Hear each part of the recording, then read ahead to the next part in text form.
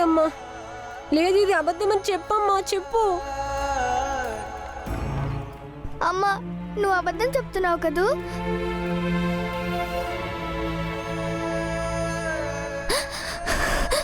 నువ్వు మమ్మల్ని భయపెడుతున్నావు కదూ? ఎందుకంటే మేమందరం మాలో మేము గొడవ పడకూడదని. అమ్మా, మేము ఇక నుంచి మాలో మేము గొడవలు పడమమ్మా.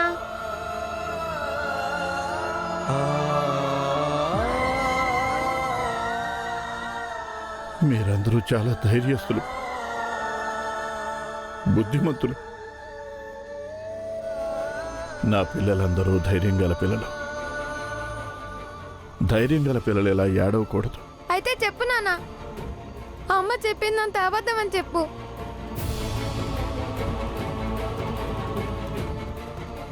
నీ నోటి తలవుతుంది అబద్ధమైతే బాగుంటు.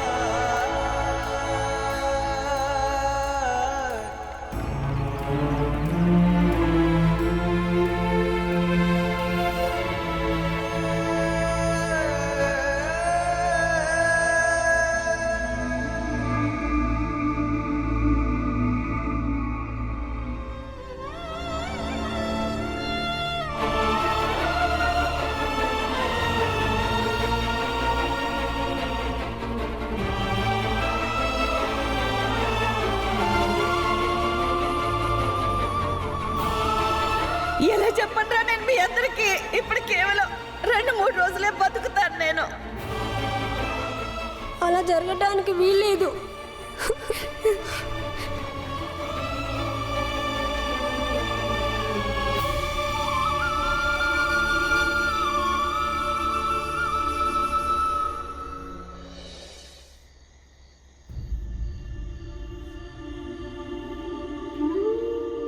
సేట్ గారు, మీరందరూ వెళ్ళి మీ పెళ్లి రోజు జరుపుకోండి. నేను మరీ అంత కఠినాత్ముడిని కాదు ఈ పరిస్థితుల్లో ఉత్సవం జరుపుకోవడానికి. లేదు సేట్ గారు, భీమాబాయి చివరి కోరిక తను చనిపోతున్నా కూడా ఆఖరి క్షణం దాకా తను విచారంగా ఉండనని చెప్పింది. అలాగే తన కారణంగా వేరే వాళ్ళని విచారంగా ఉండటం చూడలేను అంది. అందుకని మీరు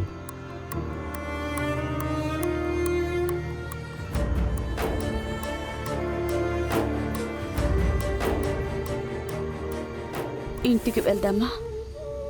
భీమా, వద్దు, మనం ఎక్కడికి వెళ్ళొద్దు. ఇంకా నువ్వు కూడా ఎక్కడికి వెళ్ళొద్దు.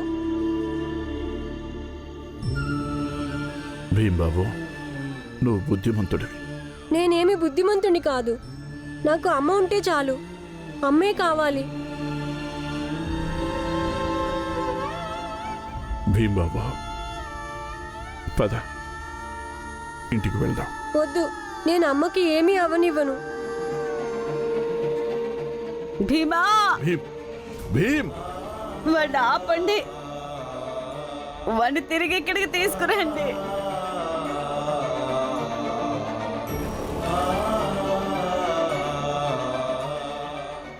భీమ్, భీమ్, ఎక్కడికి వెళ్తున్నావు బాబు? నాన్న, నేను వైద్యురాల దగ్గరికి వెళ్తున్నాను. ఆమె దగ్గర మందు ఉంటుంది. ఆవిడ దగ్గర ఏ మందు లేదు. అయితే నేను బొంబాయిలో ఉన్న డాక్టర్ దగ్గరికి వెళ్తాను. వాళ్ళ దగ్గర ఉంటుందిగా మందు. వైద్యురాలు చెప్పింది ఈ జబ్బుకి ఏ మందు లేదంట. అలా ఎలా సాధ్యమవుతుంది నాన్న? ఒక రోగానికి ఎలాంటి మందు లేకుండా ఏదో ఒక మందు ఉంటుందిగా. ఒకసారి అడిగి చూద్దాం నాన్న.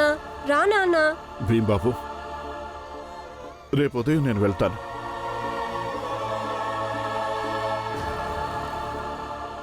చూడు బాబు, ఇలాంటి విపత్కర పరిస్థితుల్లో ధైర్యంగా ఉండాలి మనం. నీ వయసు పిల్లలకి ఈ లోకంలో తల్లి కంటే ఇంకేది ఎక్కువ కాదు. కానీ దుఃఖం పంచుకుంటే తరుగుతుంది. పద.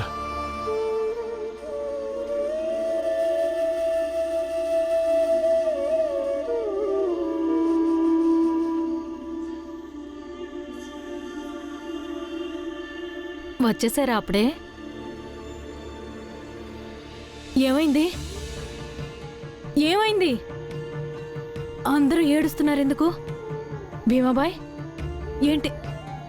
ఏమైంది నీకు? అరే, ఏం జరిగింది? ఎవరో ఒకరు చెప్పండి, అసలు ఏం జరిగింది? అత్త, అమ్మ. ఏమైంది? ఏమైంది అమ్మకి? అమ్మ మనల్ని వదిలేసి వెళ్ళిపోబోతుంది. వదిలేసి వెళ్తుందా? ఎక్కడికి వెళ్తుంది? అమ్మ ఎక్కడికి వెళ్ళటం లేదు. నేను నాన్న కలిసి హాస్పిటల్కి వెళ్తాము, బొంబాయిలో. ఒకవేళ బొంబాయిలో కూడా మందు లేకపోతే అప్పుడు మేము 7 సముద్రాలు దాటైనా వెళ్తాము. అమ్మని అలా ఎలా చచ్చిపోనిస్తాము? చచ్చిపోతుందా? ఏమంటున్నారు అసలు? వీళ్ళందరూ ఏమంటున్నారు అన్నయ్య? భీమాబాయ్, భీమాబాయ్, అసలు ఇదంతా ఏంటి?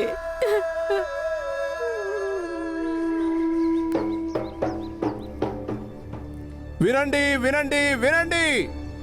గ్రామస్తులందరూ శ్రద్ధగా వినండి. విధి లీల చూడండి. వినండి, వినండి, వినండి. గ్రామస్తులారా జాగ్రత్తగా వినండి. భీమరావు కుటుంబం వాళ్ళు మన ధర్మాన్ని, మన ఆచారాల్ని ఎగతాళి చేశారు.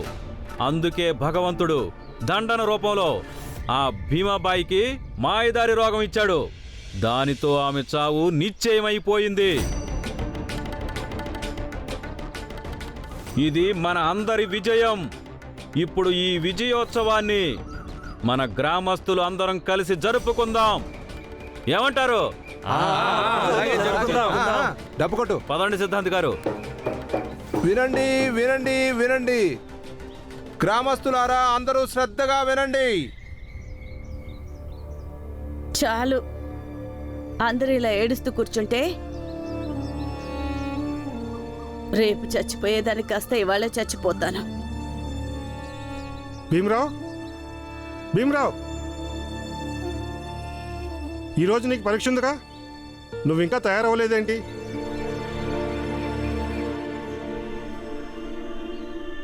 ఏమైంది?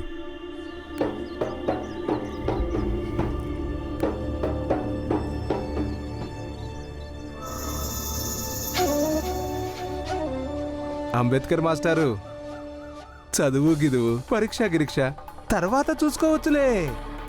ఒక శుభవార్త వినండి. ఈ భీమాబాయి ఉందే, ఈమెకి దేవుడు మాయదారి రోగం ఇచ్చాడు. పాపం 1-2 రోజుల్లో ఈమె అంతిమయాత్ర ఖాయం.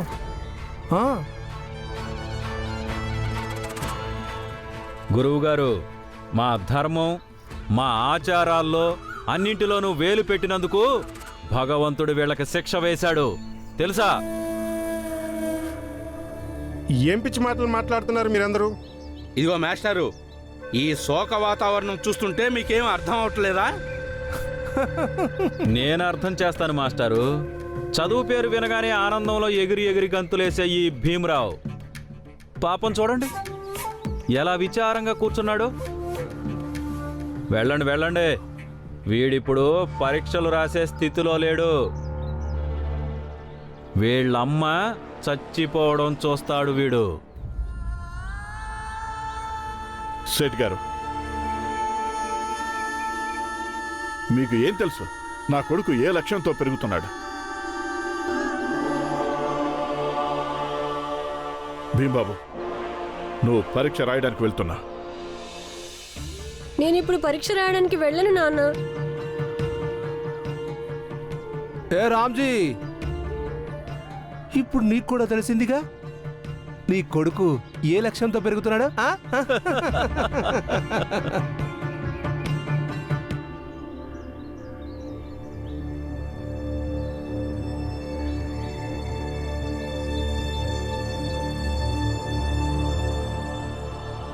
ఆనంద్ పట్టుకో.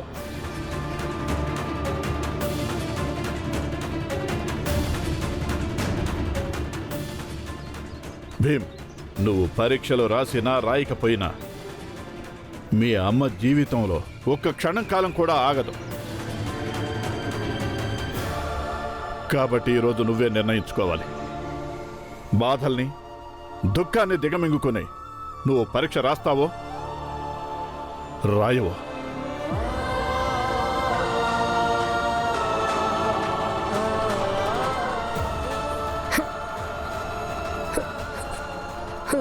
అమ్మా, ఇంత దుర్మార్గుడువైన నీచమైన తండ్రివి సుబేదార్.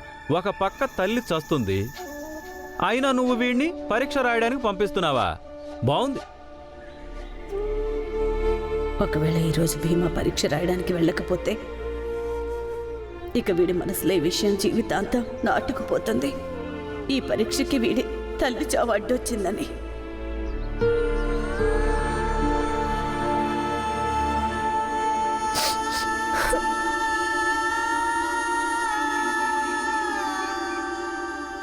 భీమా, నువ్వు ఒక విషయం బాగా అర్థం చేసుకోవాలి.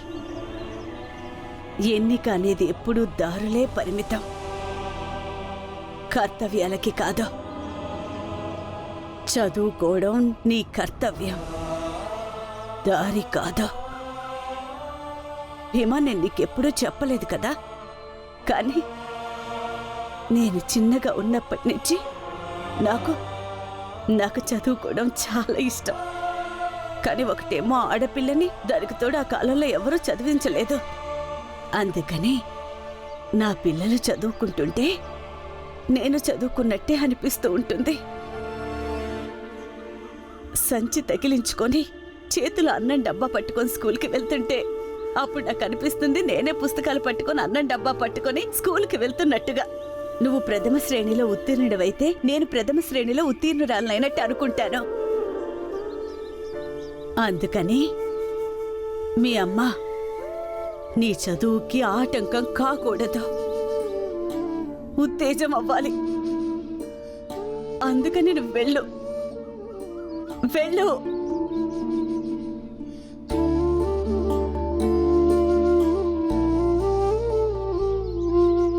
నేను చచ్చిపోయినా సరే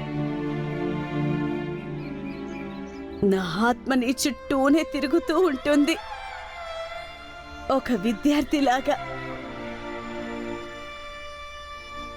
దానికి కూడా నువ్వు అప్పుడప్పుడు చదువు చెప్తూ ఉండు.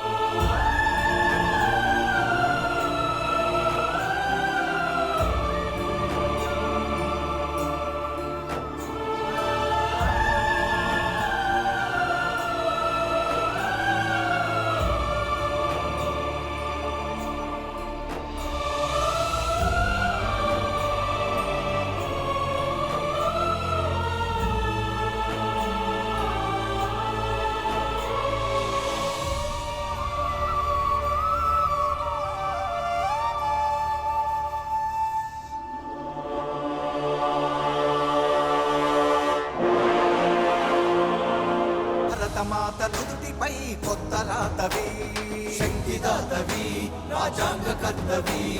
నువ్వు కన్న స్వప్నం సమానతే కదా, సమస్త జనులకి చరిత్ర నీ కథ. భరతమాత నుదుటిపై కొత్త రాతవి, నువ్వు కన్న స్వప్నం సమానతే కదా. నీ కలమే మా బలమై అవతరించనే, నువ్వు పలుకు మాట ప్రతిని భీమ గర్జనే.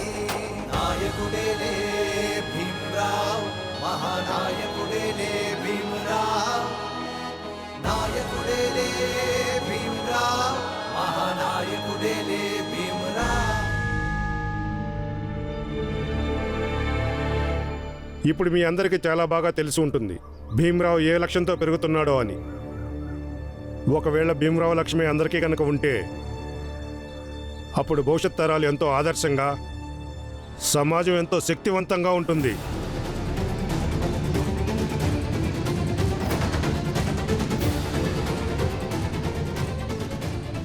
ఇప్పుడు ఒకరి ప్రాణం పోతుంది, అయినా కూడా మీరు భగవంతుడి సంకేతాన్ని, ఆయన ఆగ్రహాన్ని, ఆయన ఆక్రోశాన్ని అర్థం చేసుకోవడం లేదు. పదండి సోదరులారా. కొట్రా డప్పు. పదండి.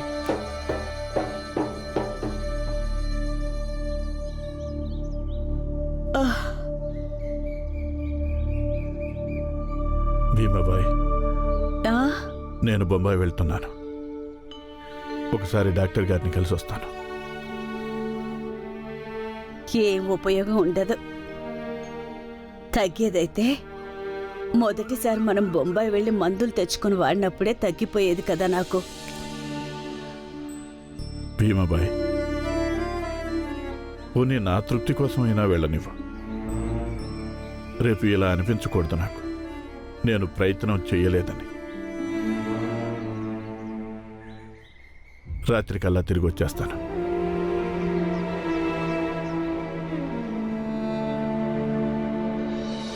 భీమాబాయ్, ఆ అన్నయ్య చెప్పింది విను. అన్నయ్య, నువ్వు వెళ్ళు.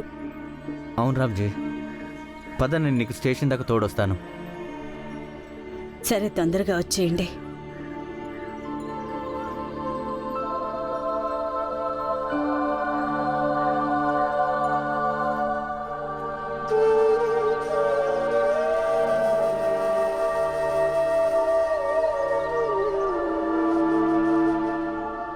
లేవండి, ఇక నేను వెళ్ళి వంట పని మొదలు పెడతాను.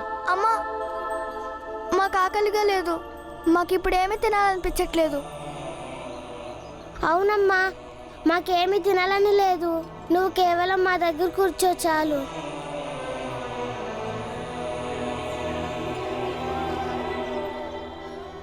అబద్ధం చెప్తున్నారు కదూ? మీ అమ్మతో అబద్ధం చెప్తున్నారా? లేవండి, జరగండి. నేను వండుతానులే. నేను వండుతానమ్మా. ఇప్పటిదాకా ఎప్పుడు వండలేదనుకో, కానీ నేను ఏదో ఒకటి తినేటట్టే వండుతానులే. నువ్వు కూర్చొని ఉండు. మీరు తొందరగా లోపలికెళ్ళి బాలన్నయ్యకి సాయం చేయండి. అసలే మీ బాలన్నయ్యకి నీళ్లు కాగబెట్టడం కూడా రాదు కదా. వెళ్ళండి, వెళ్ళండి, తొందరగా వెళ్ళండి. నేనెప్పుడూ నిన్ను సొంత చెల్లిలాగానే అనుకున్నాను. మొదటి నుంచి నీకు చెప్తూనే ఉన్నాను నా దగ్గర ఏ విషయం దాచొద్దని. కానీ నువ్వు నన్ను పరాయి దానిలాగానే చూసావు. నా మీద నమ్మకం లేదు నీకు.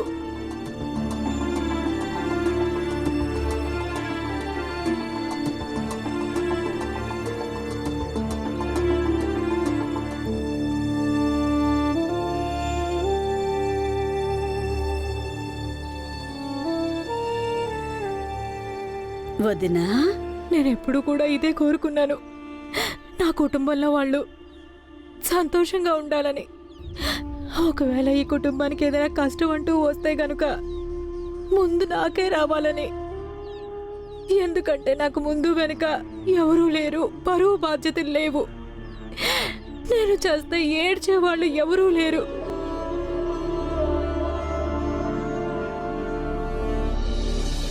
ఎంత సులభంగా అనేసావు వదినా నువ్వు. నీకెవరూ లేరని, ఏమి బాధ్యతలు లేవని. ఇక నీ అన్న పిల్లల్ని ఎవరు చూసుకుంటారో చెప్పు. వీళ్ళందరి బాధ్యత నీదే. చూడొదినా, ఇప్పుడే చెప్తున్నాను, నా పిల్లలకు కానీ నా భర్తకు కానీ ఎలాంటి కష్టం కలగకుండా చూసుకునే బాధ్యత నీదే.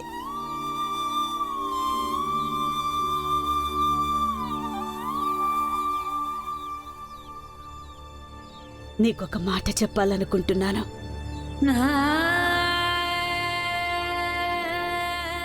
నేను పోయిన తర్వాత ఈ కుటుంబంలో ఏదైతే శూన్యం ఏర్పడుతుందో దాన్ని నువ్వే నింపాలి.